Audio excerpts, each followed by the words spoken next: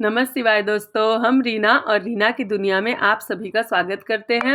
मेरे सभी YT family, आप लोग कैसे हैं? उम्मीद करते कि आप लोग भी अच्छे होंगे, खुश होंगे, स्वस्थ होंगे और अपने अपने घरों में मस्त होंगे। तो दोस्तों देखिए, ये सुबह का मेरा ब्लॉग बन रहा है। सुबह का टाइम है और हम नहा लिए हैं और बाल उल कर रहे हैं, थोड़ा मेकअप कर रहे हैं, क्रीम पाउडर लगा रहे हैं और हम अभी जाने वाले हैं। मेरे बगल में ना मेरी पड़ोसी के घर में पूजा था, तो वो बुलाए थे हमको। तो सुबह हम भी अपना नहा धो करके इनके घर में पूजा करने के लिए आ गए और इनका ना मिट्टी का वेदी बन रहा है, ऐसा कुछ जिसमें कि उनके घर का नियम था कि ये 5 सुहागन छूती है इस वेदी को। तो यहाँ पे हम लोग आए और ये रस्म किए और इसके बाद ना यहाँ शिव भगवान का भजन हो रहा था। बहुत अच्छा लग रहा था, भजन कीर्तन सुबह सुबह हो जाता है। तो फिर वहाँ से हम आए और जल्दी जल्दी अपने हस्बैंड के लिए फिर नाश्ता बना दिए, क्योंकि इनको जाना था ऑफिस और सुबह ही पूजा में चले गए थे, तो फिर इनको भी लेट हो जाता। तो वहाँ जब पूजा खत्म हो गया, पूजा मतलब हल्का सा छोटा सा वही पूजा हो गया और भजन हो रहा था शिव भगवान का। फिर जब हम घर आए तब इनके लिए जल्दी से रोटी बना दिए, ताकि ये रोटी खा करके और चले जाते। तो सब्जी वगैरह हम कुछ भी नहीं बनाए थे, ये दूध रोटी बोले खा लेंगे, तो हम जल्दी से इनके लिए 3 रोटी कर दिए और अपना भी कर दिए और हाथ पैर धो करके फिर हम मंदिर चले गए इनके साथ। चलिए, तो देख सकते हैं दोस्तों, हम अभी जा रहे हैं मंदिर की ओर और अपने भोले बाबा को प्रणाम करेंगे और वहाँ पे थोड़ा सा पूजा वूजा कर लेंगे और ये चले जाएंगे, यहाँ से ही अपने ऑफिस चले जाएंगे और हम पूजा करके फिर घर चले जाएंगे। तो बने रहिए हमारे इस ब्लॉग में और चलिए भोले बाबा के दरबार में।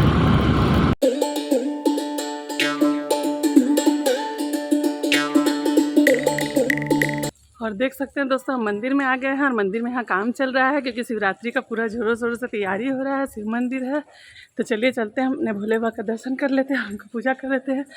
हर हर महादेव भोलेनाथ जी। ए सुनो, आओ थोड़ा सा मतलब यहाँ से वीडियो कर देना। भाभी प्रणाम। तो देखिए दोस्तों, यहाँ जब हम पूजा करने आए तो हमको कुछ बच्ची लोग मिल गई थी, मतलब भतीजी ही लगती है। तो उन लोगों को बोला कि बाबू मेरा फ़ोटो कुछ निकाल दो। हम स्टैंड तो लेकर आए नहीं थे, तो वही बच्ची लोग ही मेरा यहाँ पे फ़ोटो निकालने लगी। और दोस्तों बगल में ही मंदिर है ना, तो कभी मौका नहीं हो पाता, नहीं ही आ पाते हैं। पर आज जैसे फ्री हो गए थे सुबह सारा काम करके और इनको रोटी बना कर दे दिए थे, ये खा लिए थे, तो हम फ्री हो गए थे। तो बोले कि चलो मंदिर में आज साथ ही साथ पूजा कर लेते हैं, इसके बाद घर जाकर नाश्ता करेंगे। घर में आए तो यहाँ पे बर्तन रखा हुआ था नल में, तो बोले अब ये सब धो लेते हैं। चेंज के लिए भी नाश्ता भी नहीं कर पाए थे, क्योंकि बहुत लेट हो गया था मेरा। हम क्या किए, फिर इधर बर्तन धोए और बर्तन धो करके और फिर बोले नाश्ता कर लेते हैं। तो देख रहे बाहर का मौसम बहुत चेंज हो गया था। एक बैग मतलब हम लोग का यहाँ इधर अंधेरा कर दिया था, फिर तुरंत ही साफ कर दिया। थोड़ा बारिश हुआ, फिर मौसम हम लोग का पूरा साफ हो गया था। कपड़ा बहुत रखे हुए थे, धोना था, जैसे सालगिरह का साड़ी, पूजा में अभी जो आए वो साड़ी, सारा बोले कि धो देते हैं। मौसम ऐसा देखकर कपड़ा नहीं धो पा रहे थे।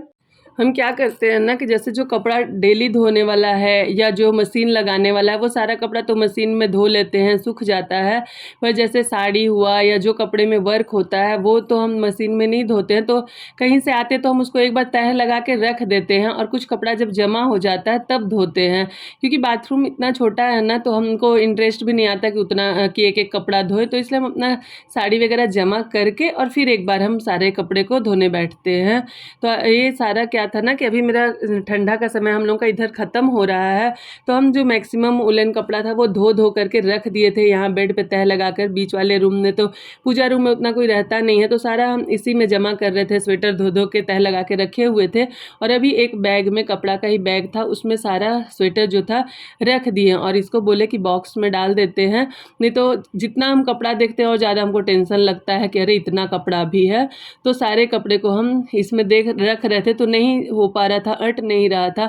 तो हम फिर पूरा अच्छे से गद्दा हटाकर और सभी को सजा सजा करके अच्छे से सभी बैग में कर करके और सारा उलन कपड़ा घुसा दिए, मेरा भी और इनका भी सारा रख दिए। और एक अपने लिए सिर्फ पतला वाला स्वेटर रख लिए हैं बाहर की बाई चांस कभी जैसे हम लोगों के साइड बारिश बीच बीच में कर रहा है तो ठंडा लग रहा है, मौसम आता जाता रह रहा है तो उससे सर्दी खांसी हो रहा है, तो इसीलिए हम सारा नहीं रख दिए, बाकी एक दो ठो बाहर रख लिए थे। और इधर मेरा काम भी हो रहा था और चावल इधर जो बैठाए थे वो मेरा चावल हो गया था।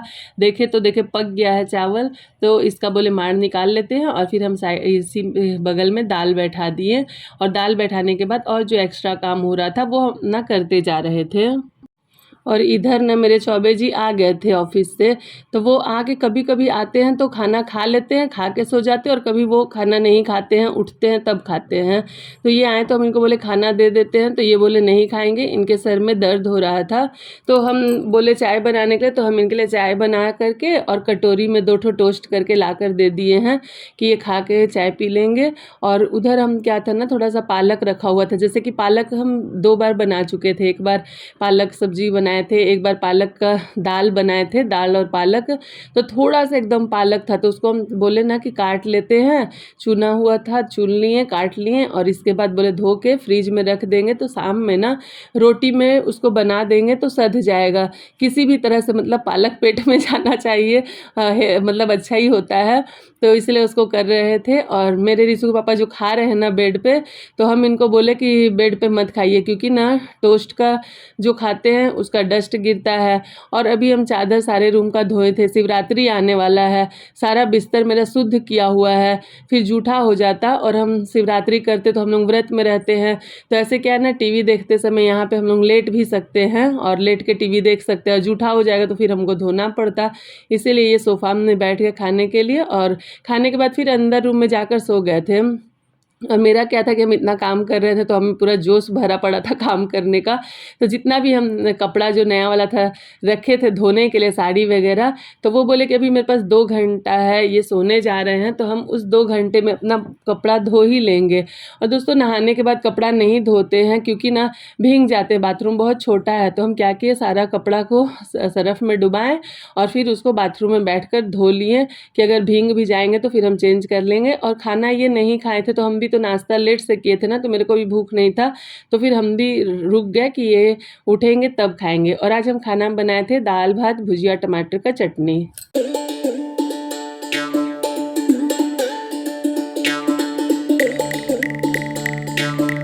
तो देखिए कैसे बैठ करके अच्छे से कपड़ा, क्योंकि कपड़ा धोने के लिए ना बाथरूम इतना छोटा है कि हम भीग ही जाएंगे, तो इसलिए कपड़ा को हम आराम से, बोले वो सोए हुए हैं तो धो लेते हैं। और साड़ी वगैरह जो वर्क है ना, तो इसलिए इसको मशीन में नहीं डाल सकते थे, जो कुछ कपड़ा है हाथ में धोने वाला था, इसीलिए आज बैठ कर धो लिए। हम देख सकते हैं दोस्तों, हम पूरा कपड़ा धो लिए हैं अपना, और अब जा रहे हैं इसको सुखा लेते हैं।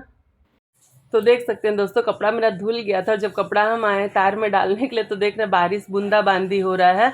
आपको देखने से वीडियो में लग रहा धूप हुआ है, पर धूप नहीं हुआ है, मौसम चेंज कर दिया है और बूंदाबांदी हो रहा था, इसलिए कपड़ा को हम बाहर तार में नहीं डाले, सारा कपड़ा हम अंदर तार में ही करके डाल दिए। तो मेरा कपड़ा बहुत था, अंदर तार में जगह नहीं हुआ, तो हम कुछ कपड़ा अंदर डाल दिए कि पानी झरक जाएगा तो रूम में उसको डाल देंगे रात में, तो पंखा में सूखेगा, और बाकी जब इस तार से कपड़ा हटा लेंगे तो रात में फिर सारे कपड़े को तार में डाल देंगे। इतना कपड़ा मेरा नहीं था, तो हम इसको ऐसे ही टब में छोड़ दिए और फिर रिशु के पापा को जगाने गए कि उनको फिर खिला देंगे। तो देख सकते हैं दोस्तों, हम अपना कपड़ा धोकर पूरा सुखा दिए हैं, सुखा करके, और हम अब जा रहे हैं जल्दी से, रिशु के पापा को भी जगा देंगे, टाइम हो गया है, और उनको फिर खाना खिला देंगे।